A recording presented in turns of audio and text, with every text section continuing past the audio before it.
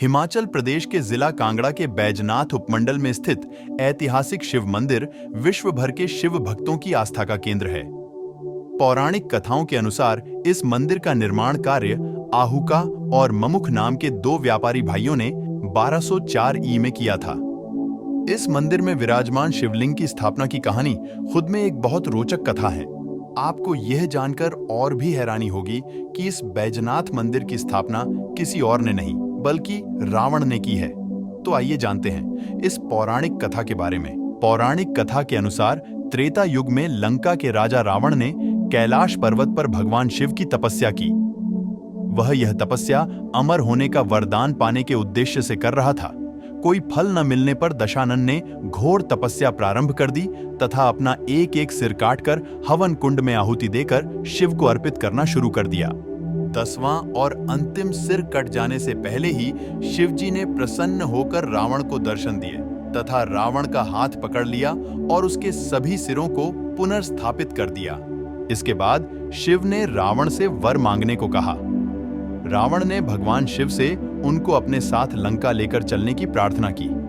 उसके आग्रह पर भगवान शिव ने शिवलिंग का रूप धारण कर लिया और रावण को उसे ले जाने को कहा, किंतु साथ ही भगवान शिव ने एक शर्त रख दी कि वह उन्हें लंका पहुंचने तक कहीं भी रास्ते में न रखे। भगवान शिव ने रावण से कहा कि अगर वह शिवलिंग को कहीं रास्ते में रख देगा तो वह शिवलिंग उसी स्थान पर स्थापित हो जाएगा और अतः उसका अमर होने का उद्देश्य पूरा नहीं हो पाएगा। देवताओं को जब यह बात पता चली तो वह घबराकर भगवान विष्णु के पास गए और उनसे प्रार्थना करने लगे कि यह होने से रोक दे।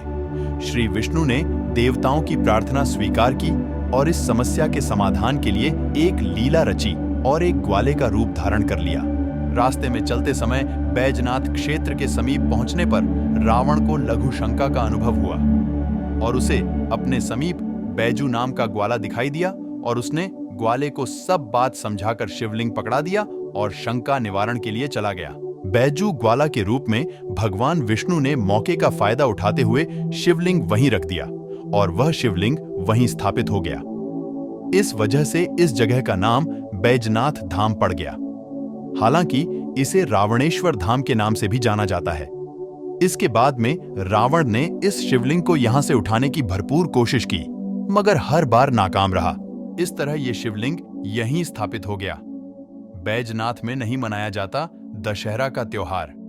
रावण को भगवान शिव का परम भक्त माना जाता है और कोई देव अपने सामने भला अपने भक्त को जलता हुआ कैसे देख सकता है और बैजनाथ को रावण की तपोभूमि के रूप में देखा जाता है।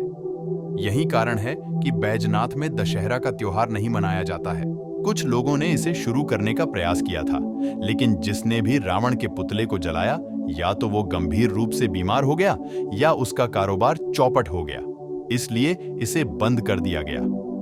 वहीं इस क्षेत्र में कोई भी सुनार की दुकान नहीं है।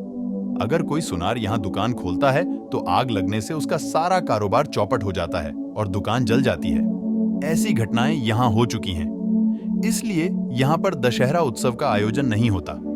तो यह थी बैजनाथ से जुड़ी कहानी। आपको यह कहानी कैसी लगी कमेंट करके जरूर बताइएगा।